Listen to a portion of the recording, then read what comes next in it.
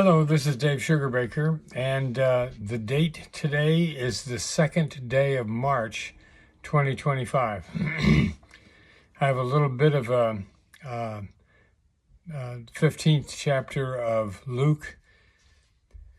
Or what woman, having 10 silver coins, if she loses one of them, does not light a lamp, sweep the house, and search carefully until she finds it? When she has found it, she calls together her friends and neighbors, saying, "Rejoice with me, for I have found the coin that I had lost."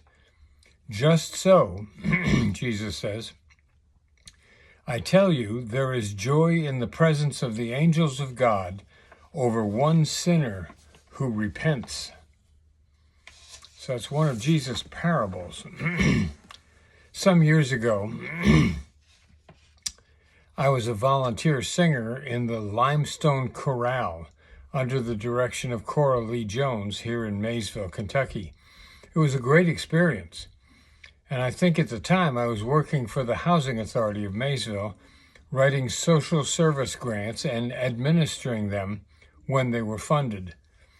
There was a man also singing in the chorale who was big in Methodist circles. He loved mission work. He would dig wells in Africa, or he'd fly to India and work with orphans there. One night, as we were getting ready for rehearsal at the Limestone Chorale, he posed a question to me. So he said, "Dave, in the next few months, I'm going on mission trips to non-Christian countries. These countries don't want Christian missionaries. They want to know what our message is going to be, and it can't be specifically a Christian message. So you're a preacher. What can I preach that will pass inspection by these non-Christian countries and yet will be a good Christian message?" So that was the assignment that was laid on me. He said he was happy to give me a couple weeks to think about it. And we said no more about it that night. But the next week, he was ready for me. He said, "Have you thought about what I can preach?" Well, to tell the truth, it took me 3 or 4 weeks. But finally, I had an answer for my friend. "Bob," I said, "preach the parables. They're straight from the mouth of Jesus, and they talk about the most basic parts of Jesus' message. They're about how we should behave. They're about what God is like. And they're about how things should be in God's new kingdom." You know, Jesus never set out to create a new religion. He focused on reforming Judaism. He attacked the Pharisaic self-righteousness of Judaism at his time. He was devastating in his criticism of the religious establishment, calling them blind guides and whitewashed tombs. I don't think Jesus ever imagined that he was launching a new Christian world religion.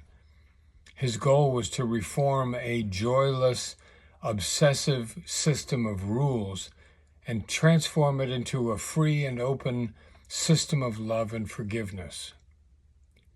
He had a unique understanding of God as the waiting Father. That's from the parable of the prodigal son.